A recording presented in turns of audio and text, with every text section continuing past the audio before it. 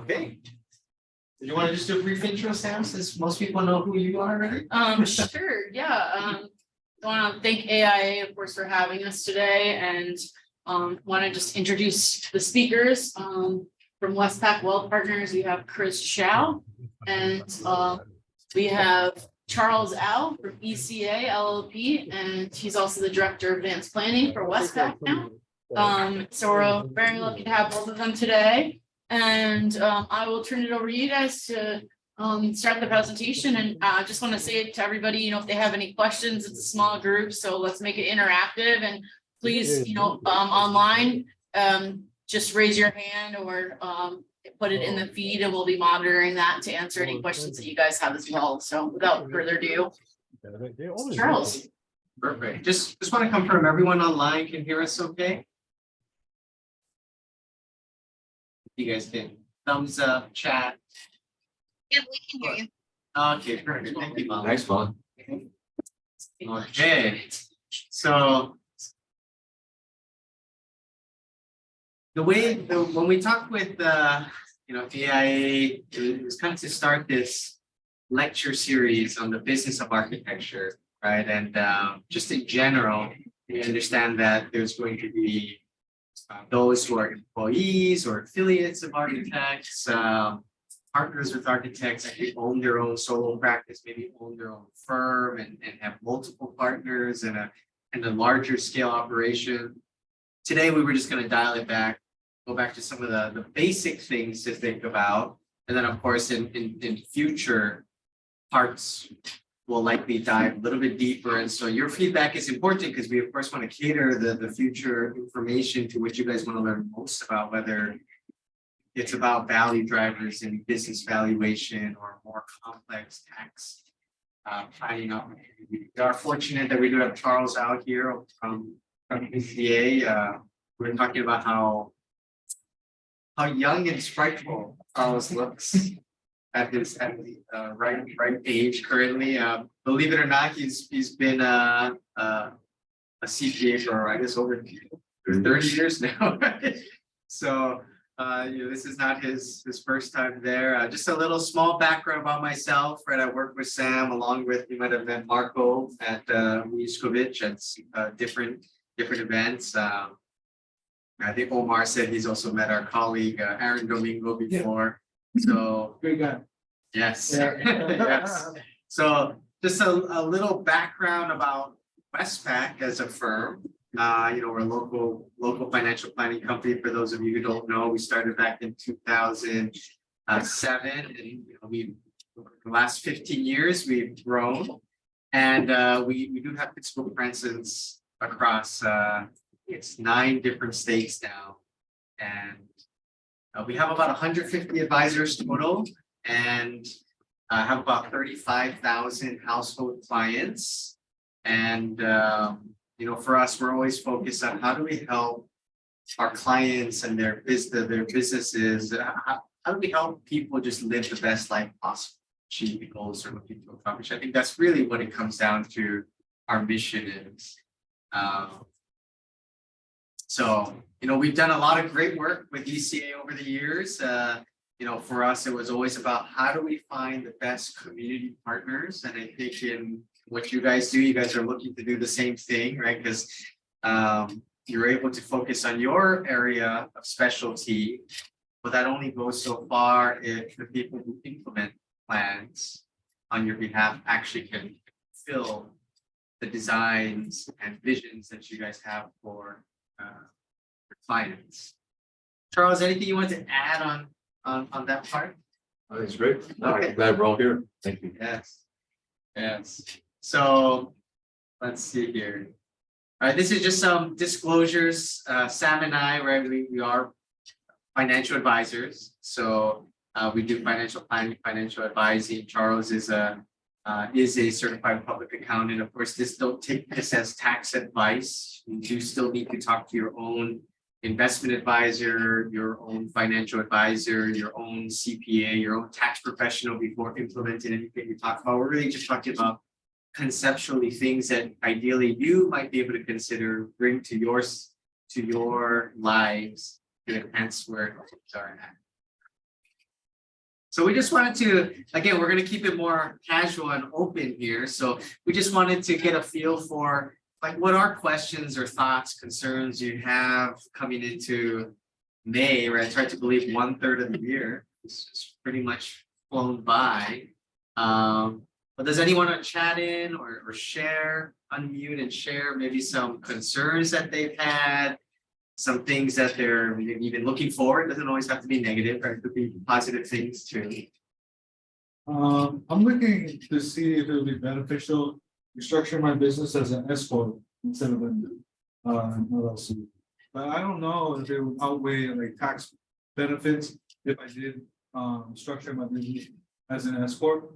But I'd like to know you guys' feedback on it and see like if it would be suitable or not. So, yeah. I guess to start off of that, and we'll answer that now. How many of you guys own a business? This is owner. Okay. Yeah, everyone at least in this room, I'm not sure about the online, right? On Zoom, Yeah, what about on Zoom? You Yeah. guys put it in the chat. do the, yeah, like do a little reaction, raise your hand or seeing if anyone is a business owner. Yeah. Thumbs up here. Yeah, you can give it thumbs down if you're not, so Roto this is an applicable topic, you know, from the financial advising perspective. What we know is that, hello. There is something you guys want. It's fine here. Right, so, Omar just asked a great question about LLC and how do people make a decision? What tax stream? So that's what. You know, what we observe on our end is you can't pay more types of taxes as a sole proprietorship or a LLC filing as a sole proprietorship Schedule C. So, but I'll let the tax professional speak a little bit more to that and why people make decisions to tax in other words. Sure. We expect that anyone who has a business to set up in some sort of legal entity. So LLC, LLP, whatever that might be. So as an LLC, as a legal entity, that we find that to be the most flexible in terms of tax options. What we also know, and Chris readily pointed out, if you are filing as a Schedule C, if you file and report all of your income on your personal return, Chris is right. You couldn't pay more. You pay the most amount of tax you could ever pay as a Schedule C. Similarly, you pay the most amount of tax, more than you could ever pay as a general partnership. So if you're in a partnership setting where all of you are operating as general partners because you're active in that business, you're paying that same level of tax as a Schedule C, the most. And you know it, you feel it, you're writing big checks, right? What we recommend, and as you point out, we believe that an S corporation is a much more efficient tax structure if you're on your own, and may be the best tax structure if you're an LLC and there are some restrictions if you're an S corporation that are non-tax related. So you got to make sure that they work for you. God understands the need for that navigation, complexity in that. But overall, we believe that we built a system, and that's why you've got to talk to your financial advisor and your accountant and your banker and your attorney. You got to get the team together so that when you answer the question, when you check the box to be an S corp, you've answered it on a very operational. Okay? So it's super complex. Omar asked the right question. Can I get some savings? Absolutely. If your business makes more than $100,000, then you're paying more tax than you need. 100,000 net profit. Net profit. Okay.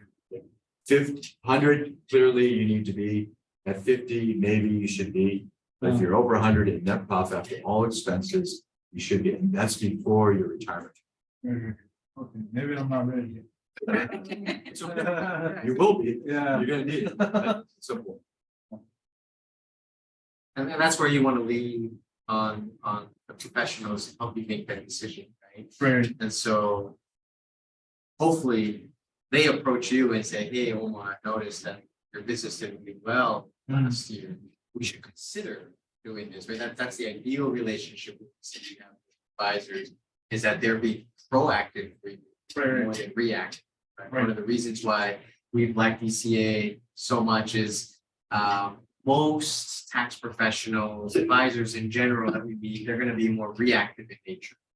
Right? The year has gone and by, couldn't have paid more taxes possibly, and then they say, oh, by the way, maybe we might want to consider doing this, right? Versus, hey, I noticed that business is doing really well. I think we should strongly, there's a big case that we should already make this transition before we get surprised with how large these bills are or whatever the issue might be.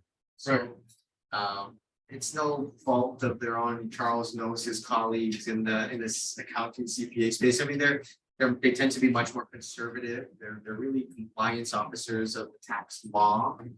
And a lot of them are mostly tax filers, the vast majority of CPAs we meet. So it's not unsurprising that it's kind of, you're always working in arrears. That's where it helps to have someone who will give that direction of, okay, well, that's where we were, this is where we want to be.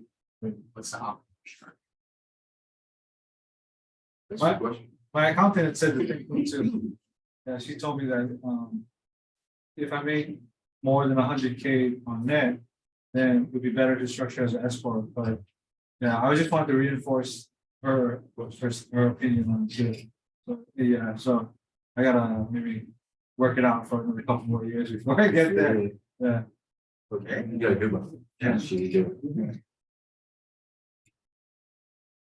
Anything else? What else has been weighing on your mind in 2023 here? Now, Taxes. Taxes. listen, are you guys tracking? Are you guys tracking the R&D tax implications? How did that happen? Is that real?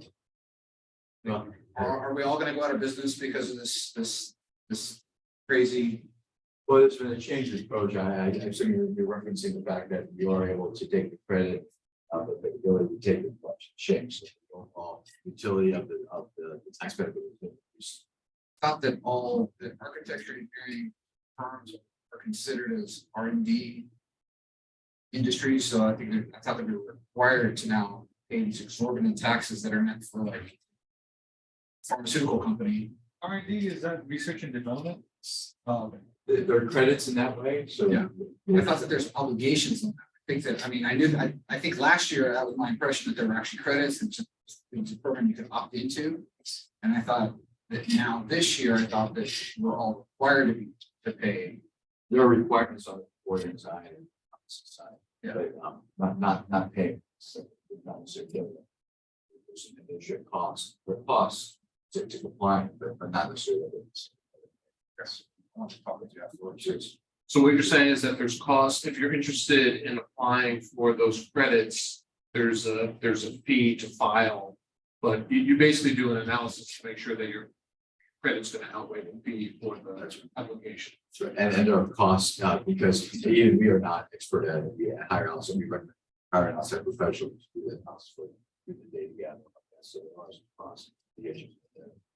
Yes, we have 5 main offices, so we're all, but we're headquartered in Alaska. We have a tax lawyer there that suddenly, as of April 15th, we made this huge outlay payment in taxes that we were not expecting. But this is a new requirement. Kind of do that. Yeah, we should talk some more about that. It caught us completely by surprise. We're looking into it more now. Yeah, I want see if I can get you with our next. Yeah, sure. You mentioned staff. Employees, employee attraction, employee retention. How do we manage payroll costs, things like that? Right? Things that used to be considered employee benefits are employee obligations that they expect employers to pay now, right? And as inflation has risen, salaries go along with it. And there, I think that's gonna be a much larger topic to package right now. And perhaps some of the things that we mentioned today will go to address that, but I think at the end of the day, there's not gonna be one solution. There's gonna be a little bit of layers of multiple things that we see successful businesses have to maintain or potentially add to their business in order to show employees that really grass may not always be greener. I think that's a key thing we've seen in the last several years. A lot of our clients in different trades, businesses, employees or business owners. Yeah, I can think of a mutual client, Charles and I had a professional service and we decided great income, so for more than 7 figures. We decided, it's probably simpler to just go ahead and become an employee. Tried that out for a year and decided, I'm going back. We're going back. We're gonna do a different negotiation. Okay. All right. Well, let's just take a look. I mean, how many of you guys have some concerns about the current economy? I think right now, I mean, we're, for my company and what we provide, I think we're okay. I mean, we're still getting inquiries and I don't know about the bigger picture, like economics wise, but for what it seems so far, in small grassroots scale, it seems to be going pretty well. We're getting leads, we're getting inquiries, people are renovating, people are, trying to enhance the value of the property and it's been reflecting on the work that we're getting, so I think we're okay. Everyone fall into that camp? Anyone have any concerns that came up over the last year? I mean, the beginning of the year was slow for us. It was a little slow, but now we're starting to recoup on the second quarter, so it's actually not too bad. But I'm not sure if you guys had experienced the same thing as well. You guys are, a little behind, what do you think? It's been pretty steady. Right, there's this, it's sometimes on our end, we get questions about what about these banks or banking structure gonna fall under. The First Republic has been under the scrutiny of the IRS, the Federal Reserve, last 2 months since Signature Bank, Silicon Valley Bank has been taken back. That's what happened in California, right? When that bank collapsed, but with all the tech companies that put money into their, Silicon Valley Bank. yeah, heard about that. But I mean, is that gonna trickle down into banks in Hawaii? Why not? I don't think directly. I Um, don't think directly. It's actually why or say they're going to build the same thing, but will it affect financial market as a whole? I would say. So. But then you guys think that the lending rates that these banks are taking on business loans and stuff are gonna change, or is it going, the interest rates are gonna increase, or how are they gonna kind of balance that? Yeah, and I think that's a good question, right? What is the reason for the rising interest rates? How does it affect the economy in other ways? I mean, I think each of the banks that have failed most publicly, right? All for different reasons, Silvergate, Signature, Silicon Valley Bank, First Republic Bank, the newest, they're scrutinized, but they really come to that. And whether it was bad investments they did or overweight too much in the crypto partnership space, they all have reasons why they ended up. I agree with Charles. Hawaii banks are so conservative. We get clients all the time saying, "Hey, I keep hearing about interest rate hikes. How come my bank account doesn't get any more interest?" Right? And Hawaii banks are smart, right? They say, "Hey, no one's going to take their money out. They're going to keep their money, so they have no reason to offer higher interest. They can lend at a higher rate and have a larger margin, so it's profit for them." That's how banks make money, right? It's fractional reserve. Every dollar that you deposit, they lend out 90% of it. They really only keep 10%. This used to be a lot worse in 2008, 2009. They were 30-1, 40-1 being lent out. Right. And that's what caused the collapse of many of these these banks back then, but yeah, let's just take a look at where maybe just a brief market update as to how this all impacts and comes back down to where we're at. So I'm gonna fire through these slides fairly quickly. They're more market update, just perspective on where things are at, you know. There's a lot of people that have approached Sam and I, at least on our front, about, hey, you know, I looked at my retirement account, looked at my investments, we're down, right? How come we're down? Markets do go up and down. We can see that on the chart there. So down 15% since the end of 2021, right? But it all has to come into some context when we look at, right? People we feel maybe a little bit too short-sighted sometimes. And if we just expand our horizons for a second to February 14, arguably what many would argue, if you were to enter the market at that time, one of the worst times to enter, because for the next 4 weeks consecutively, the market went down roughly about 34% on average, depending which one, many markets, but in general, the world equity markets. And if we look at investing, let's say $1 million then, and looking at your account 1 month later and seeing your account go from $1 million to 700, less than 700, that's enough to make anyone nervous. Yeah, Right, but if we look at where you would be today, if you didn't do anything, you just said, you know what, I'm just gonna bury my head in the sand, continue to work, build a business, we'd actually be over 90% up that exact same portfolio. So it's a perspective that we all should take into mind. Yes, 50% is terrible when we look at, okay, well, literally the world shut down. You couldn't, we just talked about potentially getting trapped in Peru, right? And you, having your plane grounded and saying you can't go on your tour to Peru, you could have been stuck there and not even be able to come back to your your home country. So, you know, when we look at this, that's one perspective.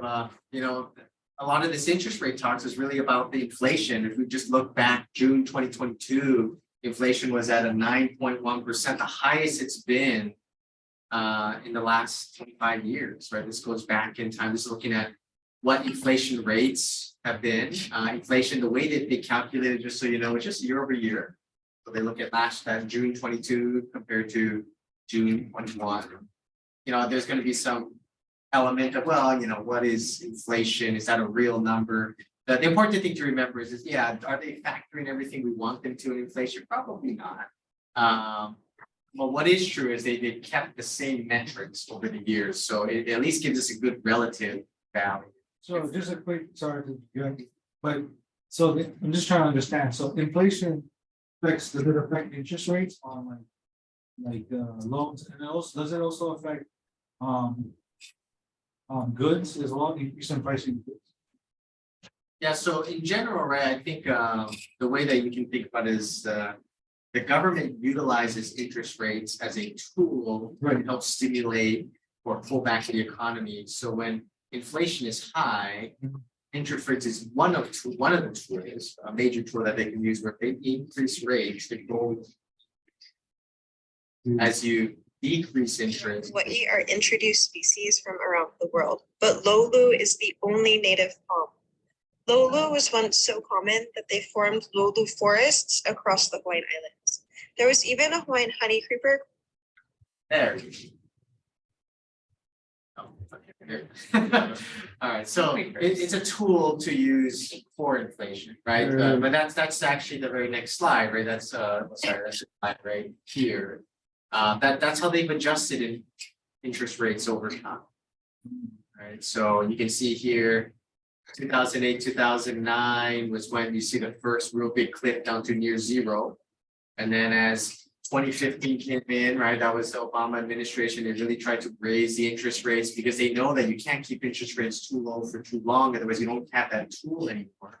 That's where you can see good cases like Japan going into negative interest rate territory. They charge you interest to keep your money in the bank. But think about that concept. You put $1 million in and you look the next month and they, oh, wait, hold on a second, I got negative. That's a tough pill to swallow, right? So they want to force people in that situation in Japan, right, to spend the money. They want them to keep it. So we see in 2008, 2009, that was the next clip, right? 2019. Into an event.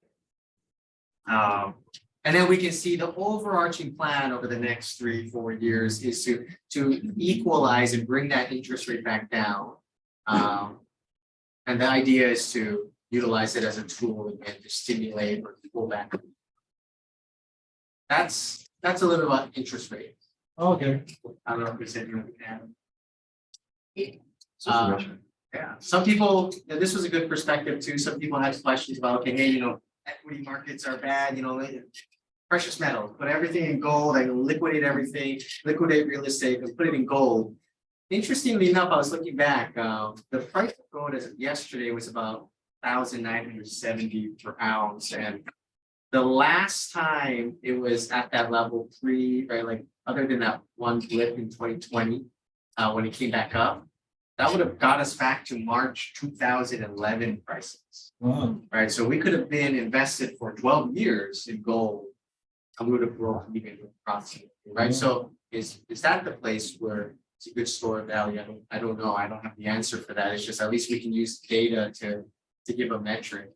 And this is kind of where it all leads up to, kind of coming back to economy, real estate, everything, right? We notice interest rates have crept up, as you mentioned, right? The average 30-year fixed mortgage rate is around 6.32%. Interestingly enough, if you actually look at the last time interest rates were 6.32, it was that gray, the thick gray, that first thick gray over there on the right side is the 2008 market crash. And if you notice anything to the left of that, previous to that, all above 6%, right? So only very recently in history, last 13 to 14 years, have we actually experienced interest rates less than 6%. Historically, 30-year fixed rate over 6%. In fact, if we go to that peak over there in 1981, your parents or grandparents would remember, right? To get a mortgage was 18.35%. So it doesn't, because of this chart, would it mean that buying houses now would be good? Is that something? It could be, Is that what it's saying, right? Because if they show so low. from a financing perspective, it is, and that's the value of this. It opens everyone's eyes to say, oh my gosh, I'm never gonna buy a house now. It's 6%. Because I wish I were getting it free like 2 years ago. The reality is, or the broader perspective is that 6, even now, at the highest it's been in the last 10 years, it's actually of the value when you look at it in the long term. So for you to come to that conclusion, right, it's a fair one, because in the longest term, it is gonna be okay. Will interest rates decline again in the future? Possibly. But is it just as likely that it'll be higher? Look at the chart. Yeah, because look how high the interest rates are.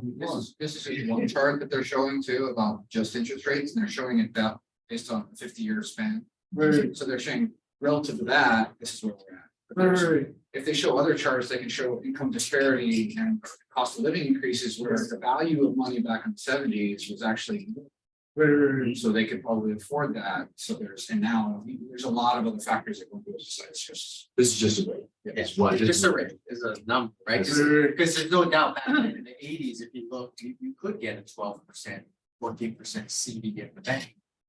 So we're still really only looking at the interest rate arbitrage, right? So there's multiple factors we have to understand, different economic times, different economic availability, different financial vehicles that to consider, right? I mean, historically, when people say 6% is a lot, historically, technically 6% is relatively low. History. I see. So what does that mean when it comes to how things affect this? It does affect real estate. You mentioned real estate. These are the numbers straight off the Hawaii Board of Realtors website as of March 2023 data. So year over year, this is how they compare it, just like inflation. They're not looking historically, they look year over year. Compared to 2022, as interest rates were going up, right? I mean, the home sale value has dropped on single family home, top one, down 5.8%. Condos actually have interestingly enough increased slightly. Maybe not unsurprising as maybe it's, maybe not as competitive as things have been, or more competitive depending on how you look at it. So you can see number of sales, actual quantity of sales has gone down dramatically, right? 26.5% down, 34% down. And so talking to one of Omar's points, right? So that is real estate going to be this great investment asset class? I was surprised to look back actually, and I took this also from the Honolulu Board of Realtors website. When you look back at what average home prices were since they started collecting the data, specifically in Hawaii, on Oahu, to where they're at today, that would have been an average of about a 5.25% rate of single family. For condos, slightly less, right? Let that digest first. I actually personally thought closer to maybe 7-9% on equity growth. Right, and then the question, the financial advisor, and he starts asking, okay, well, does that number include the upkeep cost of a remodel and renovation of a 38? Does it take into account the property tax drag outflow that needs to go to maintain real estate? So, is it now the best time to buy real estate? Depends on your situation. Very substantial. Yeah. Yeah. So again, that's where it comes back to where does this all end up leading us? And I think the reality that we observe in any sort of planning we do is we all at the core, whether they're business owners, employees, looking to retire, looking to grow, we all have to achieve very common goals in life and in our financial world, right? And we see it come down to these core concepts, right? We all want some sort of stability or security for ourselves and our family. Maybe we're willing to take a little bit more risks when we're younger, but the goal would be to achieve that security, confidence, financial peace of mind. However, with where everything is at today, we find that people are just bombarded with so many decisions that they have to make. Should I buy real estate now? Should I pay down my student loans? Right? You mentioned Omar, should I pay out my student loans? How much should I reinvest back in my business? Got my kids. How do I afford tuition, private school tuition? They're going to college. Is that more? Is that less? How does the economic environment affect us? What do we do? How is our business going to change? And the way that we want to help people digest this information is to just go back to some of the basics of organization. And the way that we see people's financial world sometimes is a little bit too simplistic. We look at just what we have and what we owe. As business owners, which is this whole room, at least physically here, we understand that that's not the case, right? Any CPA, any bank, they're going to always want to know profit and loss. Where is the money going? What money comes in? Where does it go? We need to understand cash flow at a very expert level to help you make decisions for your business and ultimately it all feeds back to you personally. And the reality is you also have to have this for your house. You have to make sure that, and I haven't seen too many houses in Hawaii where people move in and they don't have the roof yet. Right? You can always move in the TV and the furniture a year, 2 years, 5 years down the line, but you got to have the roof, the foundation set up, put up the walls. So before really focusing too much on what do we put in the house? Then we put in all this other stuff, start investing. Let's get the core structure of it all set up first, and then we look to optimize everything all over. If you want to add to that. These are important concepts, right? No one's going to let you buy a house if you don't, assuming you take a mortgage on it, you got to have insurance, right? Required it. So that's the protection piece. So that's how we don't practice. That's how it works. You never get back to lending money that you to service that debt. So that's cash flow. So in all of these big things big financial things that we plan to do, absolutely those are drivers. So they're rich validation. So these are the things that when people are looking to exit, we've talked to many of business owners about how do we build the value of the business in order for an exit, how do we get the highest valuation, what's tax effective valuation. They're looking at all of these, right? They're looking at assets on the book, how the rate of growth, they're looking at cash flow, EBITDA of the business. They're going to measure all of these things, and then it all comes back to business owners as well. As much as this is a personal thing, we have it on the business side as well. So what we end up finding for most people is they they end up walking through life and they have all these different advisors they acquire over time. And if you have a business, it might be a double, right? You might have some people have a business CPA, a business attorney, rather than just a personal estate planning attorney. They have a business banker, a commercial real estate agent, right? And they start acquiring all these different advisors around them over time. And the question that we start wondering is, who manages all those relationships? Who makes sure that they're all on the same page with you? How do we know that the advice that the banker is giving to you is not completely counterproductive to the advice your CPA is giving? And is that counterproductive to what the mortgage lender is telling you to do, right? Because we do know this, if I take someone to Charles and say, hey, we need to show as little income as possible, and they come back to Charles the next year and says, hey, by the way, I'm applying for a loan to get my warehouse. And they're saying I don't qualify based on income, but we have tons of cash flow. That's an issue, right? So there's a balance that has to be struck between what the goal is and the outcomes of it. It's not always going to be the best thing to show the least amount of income, and definitely we don't want to pay more taxes than one. So the structure that we envision clients have going forward, right, is they have a family office that helps them really coordinate, figure out all these relationships. Because when we look at someone's financial world, what we realize is no one does it all. Like Sam and I, we're not CPAs. We don't do what Charles does. Charles doesn't do what a mortgage lender does or what a real estate agent does. There's all these different people that come into play to help make someone make decisions. All we're saying is there should be some actual organization, some sense of it, and synergy between how people work together. It's not uncommon for us to be sitting in a room, almost like a board meeting for our clients, where we have the commercial banker, Charles as a CPA, us there, the business attorney, all to make sure that, hey, this is what's happening next. We've got to be all on the same page to execute on our specific task with business and families. Maybe we should ask everyone comments and additions to this idea of structure. I think it's good. Anyone have this? You met with your either your CPA or your financial planner, you got maybe on the next slide, got this kind of mapped down. Similar. I mean, my CPA is very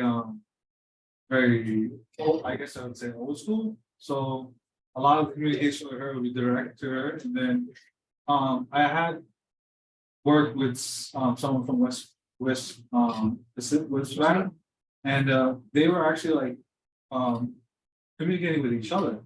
So like he would reach out there, and actually Aaron reached out to my CPA and she would reach out to him. They kind of collaborate and come up with strategies and stuff.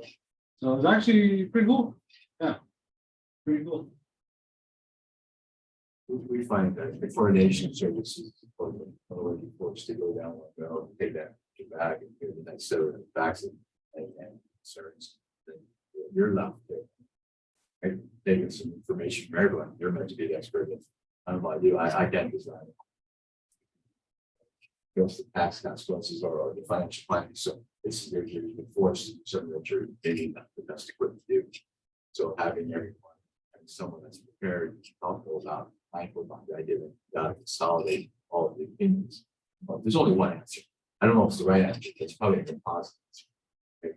So it's dangerous to take the advice of anyone, say, okay, I trust Chris the most because I've known him the longest. Well, that may not be the answer.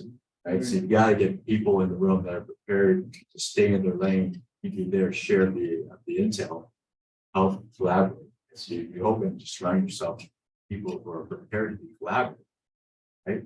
And not everyone plays well.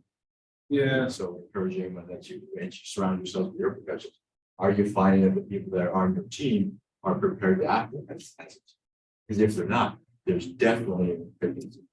I would look at the last 5 years of what you've done, point out the things that were inefficient in the end, as we had to the end. And there has to be a decision. It's not going to be any one person. If you're not collaborating, there's absolutely been a case, of course, of your decision making that's been a decision. And it could have been simply getting everyone in that. Yeah, That's a key point. And if you take only a few things away, this is gotta be.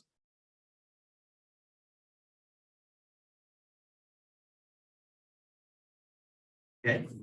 Well, so what we want to do next is just take a look at some actual ideas that you can take back. I think first starting with, what are some opportunities you still have for 2022?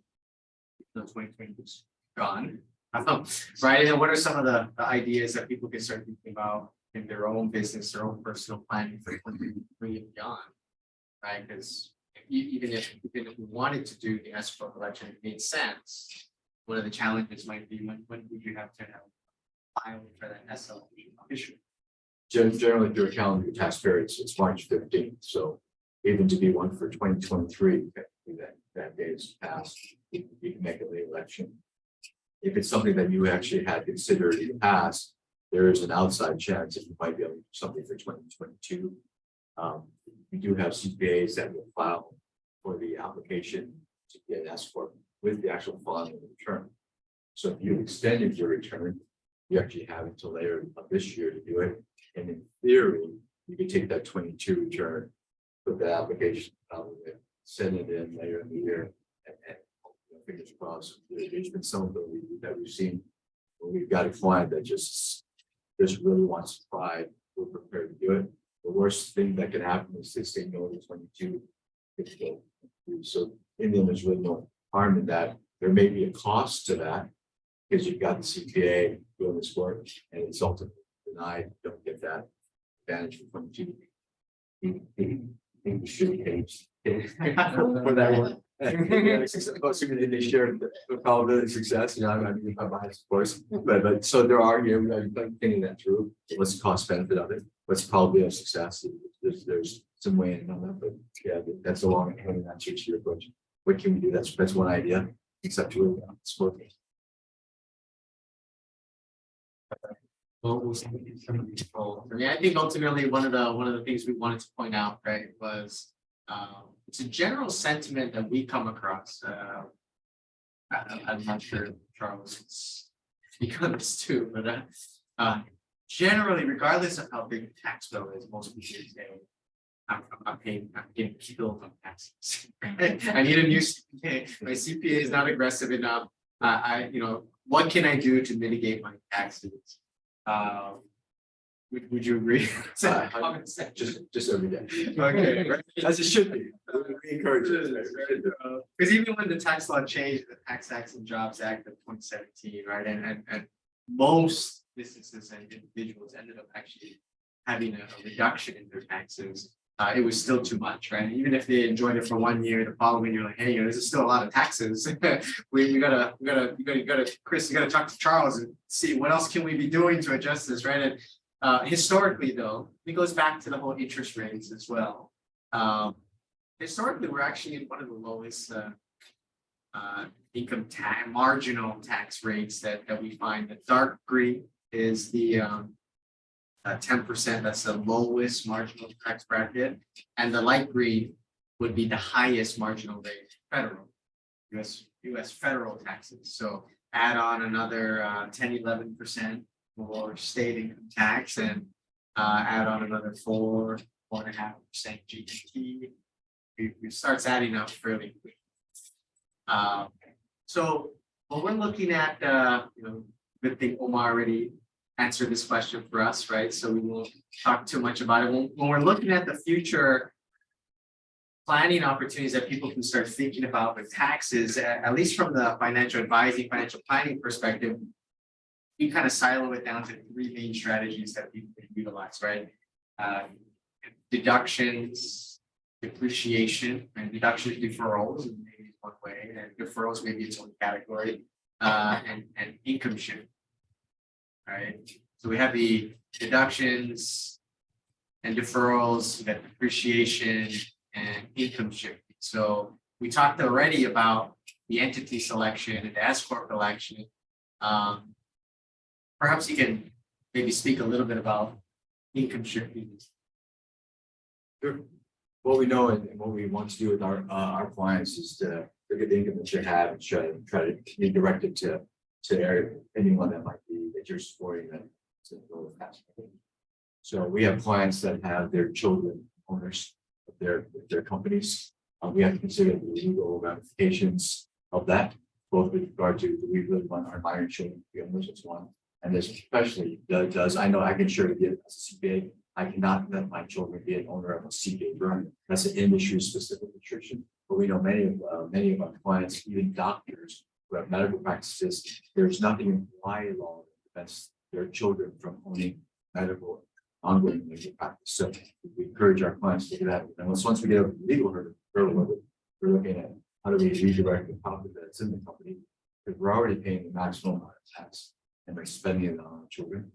How do we get it to where maybe that child is saving themselves for the end of their return when the spend happens to them?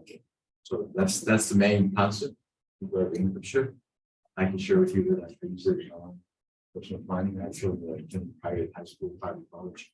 I've used this shift for the last 10 years, only 10 years. Okay. We actually have clients that have been audited by the IRS, not specifically on that issue. It was built into both business and personal. So no change, no regard, but done a few times. So we believe that it's some of it's dry. So we encourage you to take that back to your school. It's interesting that the medical field doesn't have that restriction. Or that it does, yeah, it doesn't have that restriction. It's kind of a weird. Agreed, and there are different subgroups within the medical profession that there are restrictions. Optometrists are not able to do it. But I'm saying specifically a surgeon that we have. We've actually had a paid for legal opinion. That is, we've gone to the board specific and gotten them all clear. You know, we gotta be thinking about it, practically speaking. Does it matter that this child that owns the company has no decision making, because on the legal side, don't allow that child's ownership to have any decision making authority, so they're out in that regard. So when you look at it functionally, where is the additional liability? How is that child's involvement changing the practice, the mechanics of it? Probably not much. Right? We do, again, this is to the point about being collaborative. You should talk to your insurance provider, make sure that they're comfortable with it. How does it change your medical malpractice rates if you check in on this ownership dynamic? We don't know, but we encourage you to do it. So certainly before we say, hey, Charles and Chris said, Sam said we should do that. Let's make the change. We need to vet. Let's get everyone, right? Just vet that whole idea, right? And make sure that everyone comes back as reasonable, all clear, or able to manage, right? But we've found it to be very much the case that even with the change, it's constant. What's the $400,000 income? There's a place, and we'll see it in a slide later. Maybe we should go to it in the time factor. There's this qualified business income deduction. You've heard of it already. That if you make a certain amount of money, and you all have the best. You guys are the most influential. AIA has helped you all because Trump decided that you all are not a professional service. I don't know how that's possible, but you are not a specified trade. You're not like CPA, you're not like a doctor. Somehow you guys are not providing service. So you get in the top box. So what's cool about the top box, not non-specified, is the only limitation is that you got to have W-2 wages.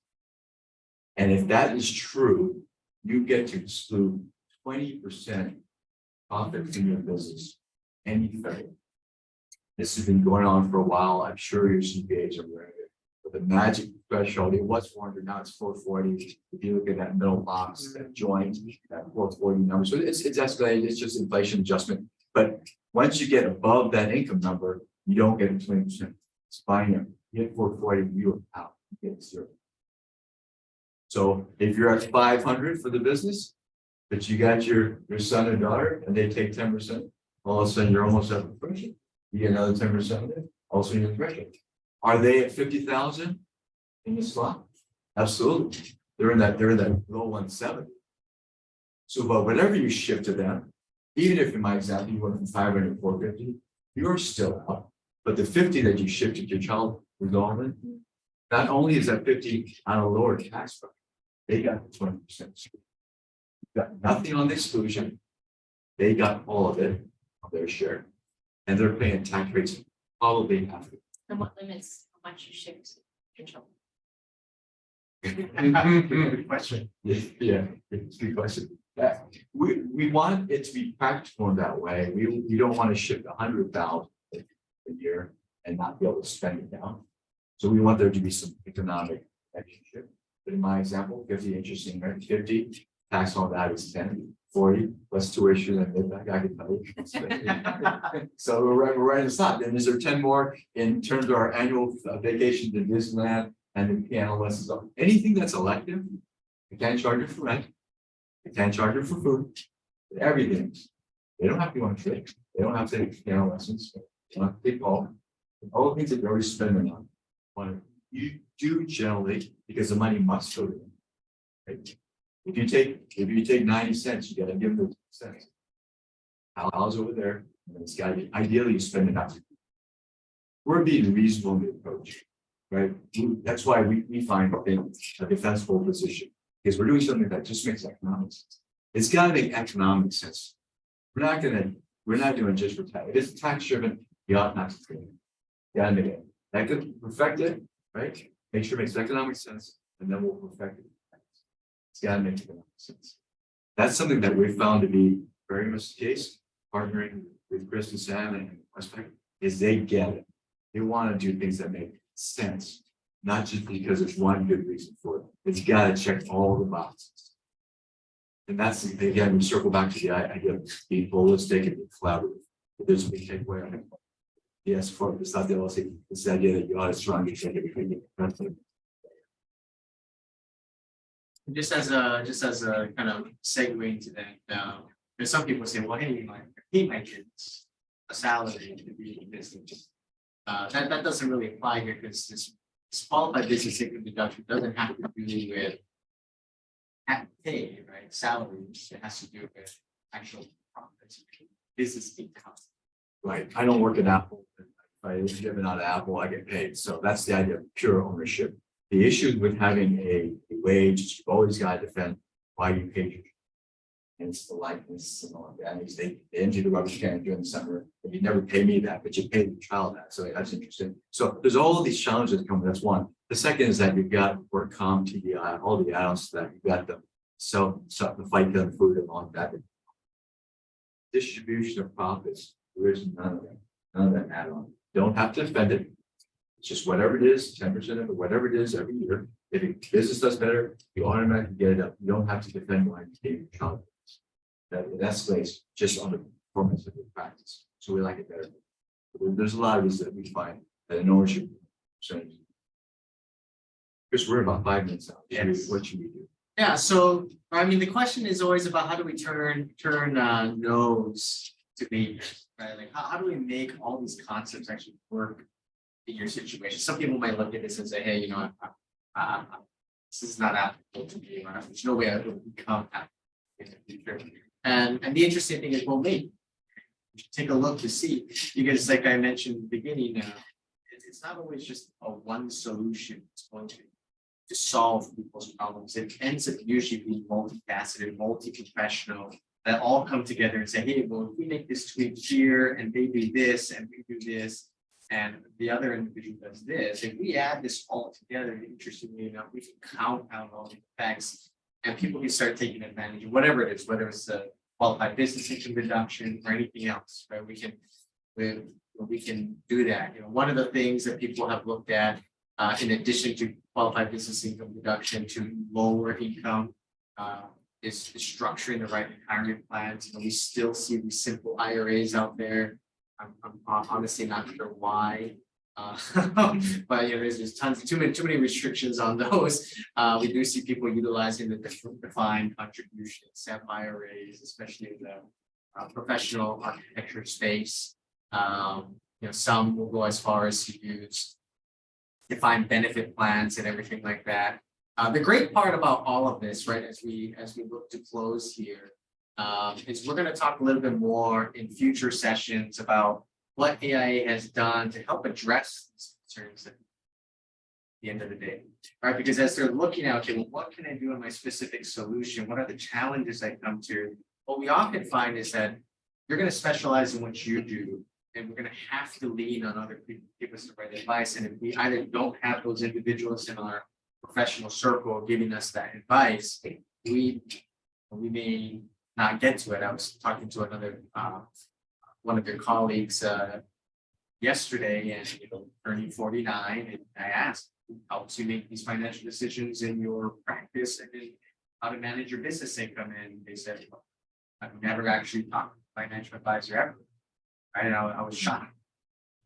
You're making a good amount of income and you never had the opportunity, and shame on us in some ways for never connecting to them.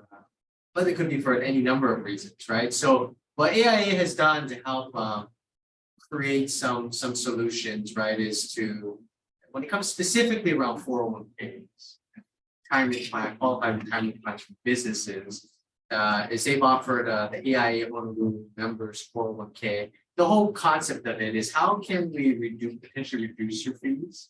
How can we increase the fiduciary responsibility and protection that you guys have as business owners for your employees? How can we overall improve the level of service? What we found in this space is oftentimes are calling to the 1-800 number on the mainland. And then ideally, how do we optimize this for your business, but also, even if it is maximizing tax flow, there's always this balance between why I need the cash and someone in this real estate investment or this business investment, and taking a look at what makes most sense.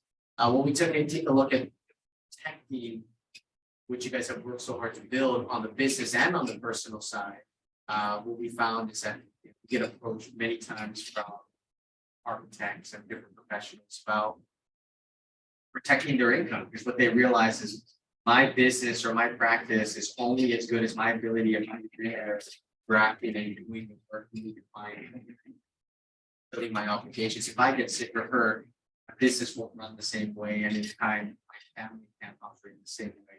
And it will be releasing this out. Sam's working with the team to make sure you guys get all the information you need. And the whole point, right, is there is a chance where you can obtain these sort of reviews on your situation, and we want to be able to take a look, give you a full assessment of where you're at, and see if there's anything that you should be already considering that perhaps you haven't considered. All right, and that's what we got for you guys. What's your guys' schedule for future sessions? How often are you planning I this? believe we have one in roughly a month, May 20. There we go. Jordan. There's the extra. Right, so we do have that one as the next one. And then, prior to that one, we'll already determine what the next one will be. But again, part of it will be is we want to understand the types of content that you guys want. Some people want to know more about estate planning. Some people want to know about building your business for a sale. Some people want to know about what should we think about as key employees retention programs, right? What should we be doing, right? So we want to cater it ultimately to what you guys first want to hear about. If we need to get knowledge experts like Charles or anyone else to come to those sessions where if we're solidifying a day, we want to be able to make sure there'll be a knowledge expert to help give that expertise. So May 23rd for the next.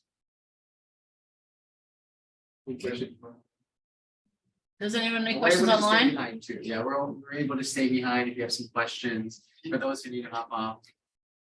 Appreciate your time.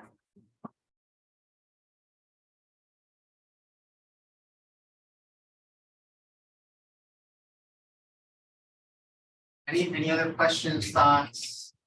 Do some offline R&D.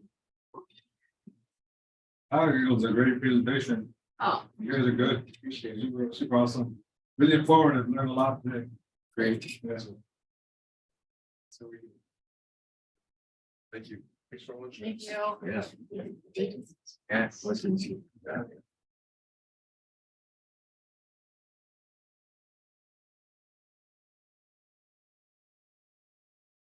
Well.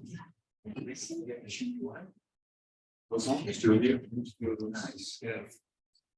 This is just for my option. Is that your only option? Pets. What about pets? Right. Yeah. Right. I've had an option. This is not possible, it's better tax care. Oh, yeah, tax ID if you want. Thank you. It makes you. Yeah, Thanks for coming out. Yeah, they have, I think they go with meters and stuff. Good seeing you, man. Oh, it looks so. Just like Good it. seeing you, dude. Take it easy, you too. Chill for a bit. Yes. Nice to meet you, friend. Nice to meet you. Oh, nice to meet you. See you again. Yeah, see you again, man. For sure. Hey. Thanks for coming. That is. Oh. Perfect. Yeah, of course. Thanks, man. I Yeah, It's appreciate nice it. seeing you. Glad you could come out today. Yeah, you bet. Yeah, I appreciate it. Chris, that was a great presentation, man. It was super awesome. Really Appreciate fun. it. I mean, you should get back in contact. I mean, we should. Oh, yeah. You should get both, get back in contact. I'll tell Aaron that I got a chance to connect with you today. Oh, okay. Yeah, that's good. And you should talk to him more and see what can happen. Yeah, I'm definitely, I'm gonna hit him up. Yeah. You get lunch yet? Yeah, we did. We ate just before everyone came, so. Oh, okay. Yeah, good. So was it, next month? There's another. Yeah, the 20.